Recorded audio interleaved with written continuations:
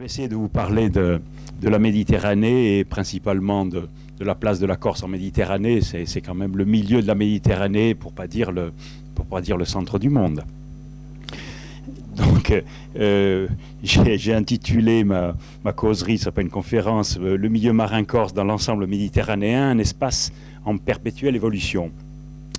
Donc, je vais étayer mon petit propos sur trois phases principales. La phase d'il y a quelques dizaines de millions d'années, la phase de la Méditerranée et de la Corse, il y a entre 15 000 ans et Jésus-Christ, et puis la Méditerranée de nos jours, quels sont les principaux changements qui se produisent dans cette mer. Comme on la voit aujourd'hui, la Méditerranée, elle a l'air immuable. Et pourtant, elle a été complètement différente et elle sera complètement différente. Ce n'est pas un univers figé, c'est un ensemble en lente mais continuelle évolution. La Méditerranée a eu un passé complètement différent de sa configuration contemporaine et elle aura un avenir qui ne ressemble à rien à son passé et à son présent. Les études menées depuis une centaine d'années sur l'évolution des terres immergées du globe terrestre et la tectonique des plaques nous offre un éclairage sur l'évolution à l'échelle géologique de nos divers continents.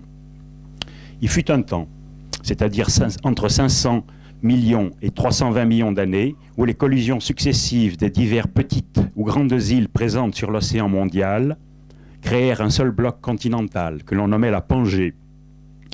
Puis, au fil des millions d'années, ce bloc se divisa pour créer deux supercontinents, au nord la Laurussia et au sud le Gondwana. Bon, c'est des termes un peu techniques, mais il n'y en a pas d'autres. C'est un savant autrichien qui a mis au point la théorie de la tectonique des plaques, qui s'appelait Wegener, et donc c'est un petit peu toutes les études qui ont été faites par lui. C'est-à-dire qu'au fil des millions d'années, au milieu, entre le Laurussia et le Gondwana, se trouvait une mer qui s'appelait le Tétis, qui, en évoluant, s'élargit dans un premier temps, c'est-à-dire il y a 250 millions d'années, puis se ferma progressivement, il y a 80 millions d'années, donnant naissance à la Méditerranée, comme on la voit aujourd'hui. Et elle est immuable depuis environ 30 millions d'années. Mais mue par des forces produites au sein du manteau tourmenté de la Terre, les plaques tectoniques, entre la plaque eurasienne et la plaque africaine, ont remodelé les contours et le relief de la Méditerranée. Ainsi, il y a 5 millions, à peu près 5,7 millions d'années, sous une poussée de la plaque africaine, la mer s'est coupée de son apport d'eau de l'océan Atlantique au niveau de l'Espagne actuelle et s'est asséchée presque complètement, laissant des dépôts de sel d'1 millier de mètres de hauteur, comme on peut le constater dans le bassin profond de la côte ouest, c'est-à-dire entre nous et les Baléares. Entre nous et les Baléares, vous avez ce qu'on appelle la plaine abyssale des Baléares, où les fonds atteignent 2700 mètres. Ce qu'il faut savoir que c'est sous ces 2700 mètres, vous avez une croûte de sel, vous avez environ 300 mètres de sédiments, et sous les sédiments, vous avez une couche de sel qui fait plus de 1000 mètres de profondeur, et peut-être qu'en dessous, cette profondeur, il y a du pétrole, et qu'on ira peut-être un jour le chercher. Alors, 600 000 ans plus tard, donc après les 5,7 millions d'années, la plaque africaine s'est déplacée dans un sens inverse, créant le détroit de Gibraltar, et l'eau de l'océan a rempli progressivement la mer Méditerranée. Et les dernières transgressions causées par la fin des glaciations, il y a seulement 13 à 14 000 ans, stabilisèrent le niveau de la mer au niveau actuel. Cette apparente stabilité actuelle du niveau de la mer est trompeuse. Beaucoup de choses bougent, même si elles sont difficiles à appréhender, car peu perceptibles à l'échelle d'une vie et relèvent du temps géologique. Si l'on observe ce qui nous concerne de près, c'est-à-dire l'ensemble Corse-Sardaigne, on voit qu'il est situé sur un tronçon de plaques en mouvement depuis 23 millions d'années. Ce déplacement s'effectue sur la forme d'une rotation vers l'est, autour d'un pôle qui se situe en mer ligurienne, et le déplacement est actuellement de 45 degrés et nous rapproche de l'Italie à la vitesse de 5 à 10 cm par an. À l'échelle humaine, c'est peu, à l'échelle géologique, c'est beaucoup. Le transport de notre île vers les terres voisines ne peut occulter la marche des continents et le mouvement des grandes plaques. même s'ils ne sont que quelques centimètres par an. Cela, à l'échelle géologique, doit aboutir à une transformation radicale du Mare Nostrum dans quelques dizaines de millions d'années. Nous pouvons donc imaginer le scénario futur des déplacements des plaques continentales et la disparition de la Méditerranée. La plaque africaine se pressera fortement contre la plaque européenne, provoquant la fermeture du détroit de Gibraltar et l'évaporation. En un demi-million d'années seulement, la Méditerranée sera asséchée. Alimentée seulement par quelques fleuves, elle ne sera plus qu'une série de mares et de lacs où se créeront des dépôts de sel épais d'environ 1000 à plus de 2000 mètres de hauteur. Dans 70 à 80 millions d'années, la Méditerranée ressemblera donc, dans un premier temps, à une double vallée asséchée de 2000 mètres de profondeur, puis la pression de la plaque africaine se fera beaucoup plus forte, comme cela est le cas lorsque les plaques se chevauchent, et que les phénomènes de subduction, c'est-à-dire le passage d'une plaque sous une autre, ont du mal à se réaliser. Les conséquences en sont un énorme plissement qui soulève de nouvelles montagnes et formera un ensemble Atlas-Alpes-Caucase dont la tendance sera d'avancer vers l'est pour rejoindre la chaîne himalayenne. Ainsi va la tectonique des plaques.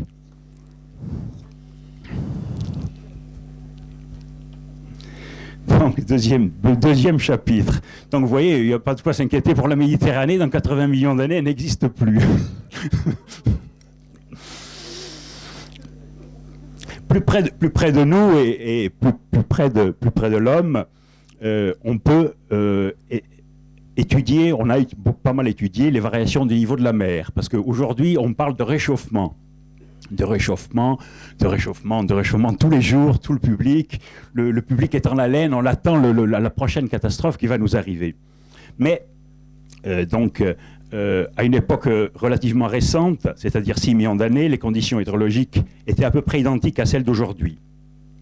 Puis, un assèchement relatif s'est produit, et la mer était prise au piège constitué par l'avancement de la plaque africaine sur la plaque eurasienne. Coupée de tout apport d'eau, et du fait d'une forte évaporation, le niveau de la mer est alors descendu d'environ 2000 mètres, ce qui aura pour conséquence de façonner un peuplement original, les espèces côtières ne subsistant que grâce à une évolution rapide dans les eaux douces et saumâtres, ainsi qu'à l'orée des bassins abyssaux saturés en sel. Ce sont les espèces qui constituent l'originalité du peuplement ichthyologique méditerranéen. Puis la plaque africaine s'est déplacée, il y a environ 5 millions d'années, le détroit est apparu, et l'eau de l'Atlantique a rempli la mer Méditerranée.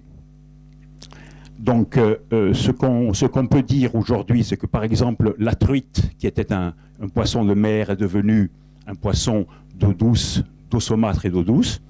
Ce sont des transformations qui se sont faites, mais sur des milliers ou des millions d'années.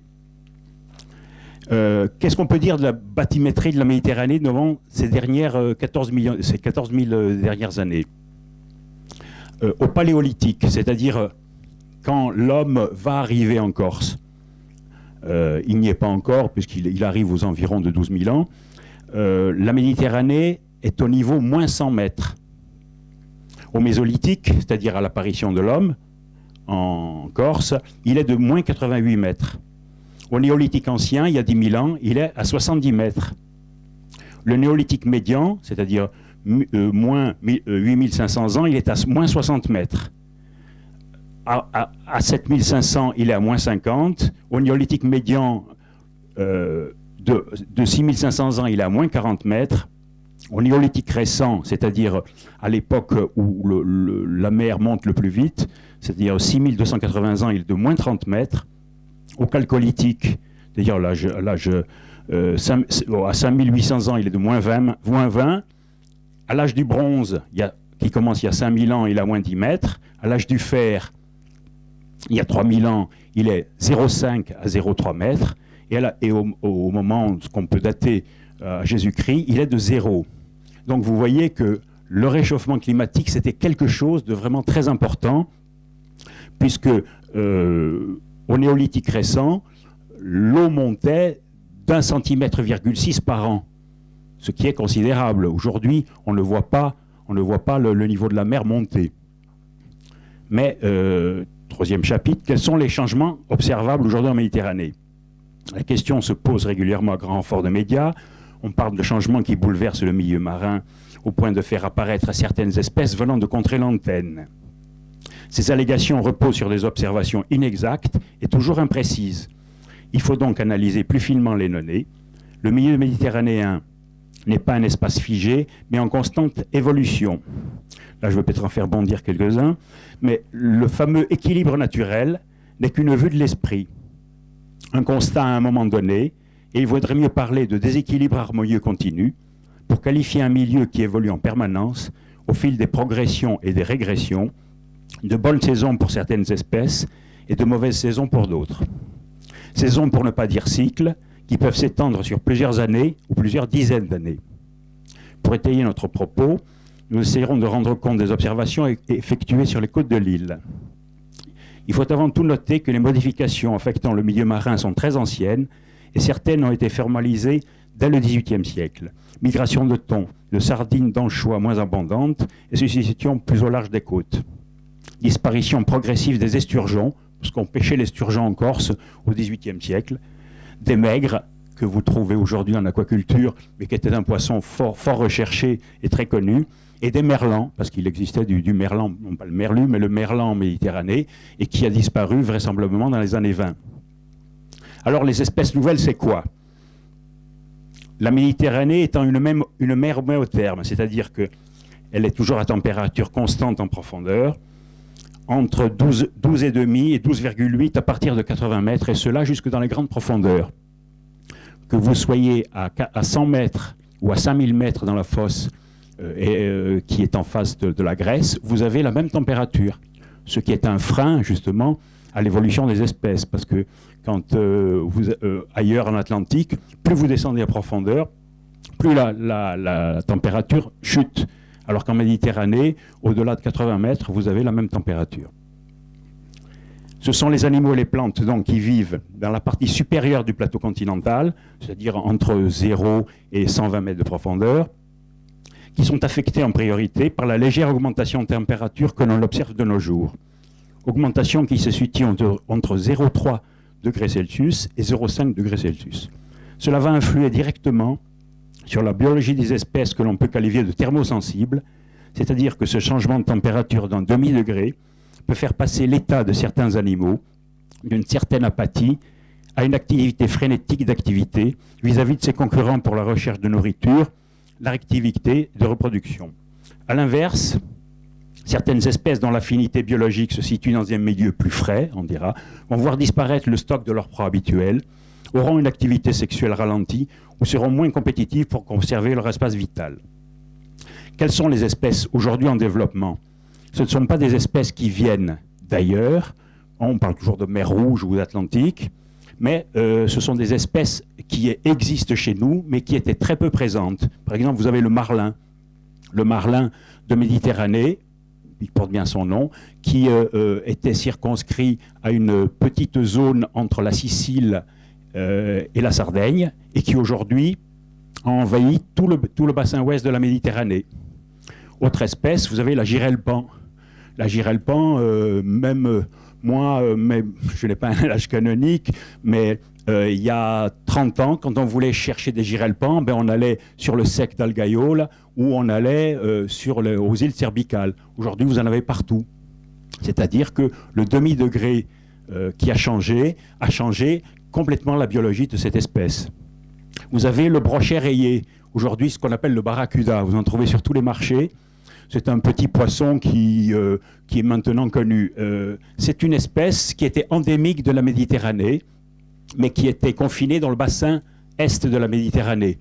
Et puis, elle a envahi le bassin ouest, on ne sait pas pourquoi, et elle est en train de gagner en niche écologique sur tous les fonds de la Méditerranée.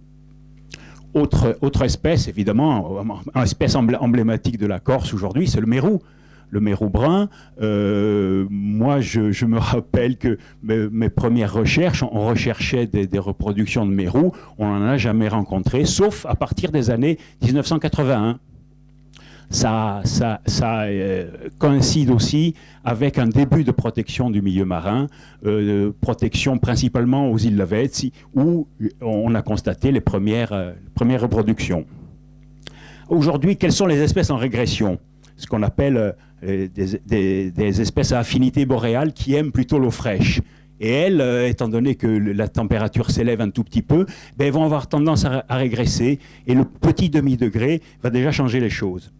Il y a principalement les mammifères, parce que les mammifères sont tributaires des stocks de nourriture importants, et comme les stocks de nourriture s'affaiblissent sur leur proie habituelle, eh bien, les mammifères marins vont être un petit peu en régression et ne vont pas fréquenter la Méditerranée comme elles le fréquentaient il y a certainement 100 ou 200 ans.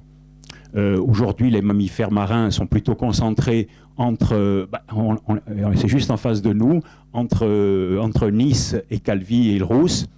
Pourquoi? Parce qu'entre les deux, vous avez une zone de grand fond avec ce qu'on appelle un front océanique, c'est-à-dire une remontée de sels minéraux, une grande production de plancton, et évidemment, à partir de ce plancton, se développe toute la chaîne alimentaire, principalement les petits poissons et les calmars, qui sont la nourriture des baleines et des principaux cétacés. Donc, les autres espèces en régression, le capelan, le merlan commun, le taco, ça, ce sont des espèces qui sont d'eau froide, qu'on trouve peut-être plus davantage en Atlantique, mais qui sont en train de régresser fortement. Si on se réfère au premier ichthyologiste, je dirais, connu de Corse, qui était Tito de Carafe, il vous cite la production de merlan, de taco et de capelan en grand nombre sur la côte orientale de la Corse. Il y en a tous les jours au marché, et puis 70 ans après, ben, vous n'en avez plus un seul. Et puis ensuite, on arrive aux espèces immigrantes. Donc, l'apparition d'espèces allochtones, je dirais, est principalement due à l'essor de la navigation. Hein, il y a 3000 ans, quand les premiers bateaux ont franchi les colonnes d'Hercule et sont revenus, eh bien, ils ont ramené avec eux, eh bien, ils ont ramené un certain nombre de plantes et puis petit à petit d'animaux. Aujourd'hui, le problème numéro 1, c'est les eaux de ballast qui ramènent énormément d'espèces de tous les pays du monde, parce qu'un bateau qui peut charger du pétrole dans le golfe Persique va nous amener en Corse des algues et puis même quelques poissons. Donc les conséquences sont immenses pour tout ce qui concerne la flore, avec une invasion d'espèces venant de toutes les mers du globe et qui perturbent aujourd'hui notre écosystème. Alors, il y a également des espèces immigrantes dont c'est vraiment attesté pour la Corse. Moi, j'en ai trouvé qu'une qui vient d'Atlantique, c'est la couleuvre muréniforme, que j'ai trouvée au Cap Corse. Et puis, une espèce immigrante de mer Rouge, elle est dans le dernier stand.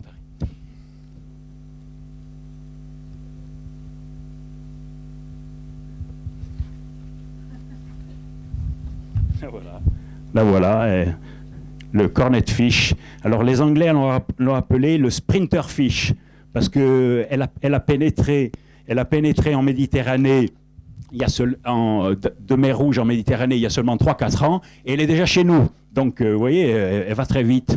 Alors qu'il y a d'autres espèces qui ont pénétré en Méditerranée en venant par le canal de Suez, qui ont pénétré en Méditerranée il y a environ 80 ans, et qui commence à arriver chez nous. Donc on sait qu'il y a un poisson qui ressemble à une saupe avec plein d'épines, une saupe épineuse, qui est sur les côtes sardes. Donc elle ne va pas tarder à être chez nous. Alors c'est un brouteur, elle mange des posidonies comme la saupe, donc elle ne va pas tarder à arriver. Autre chose importante, la production de plancton. Le réchauffement des eaux de surface a des conséquences sur la production de plancton.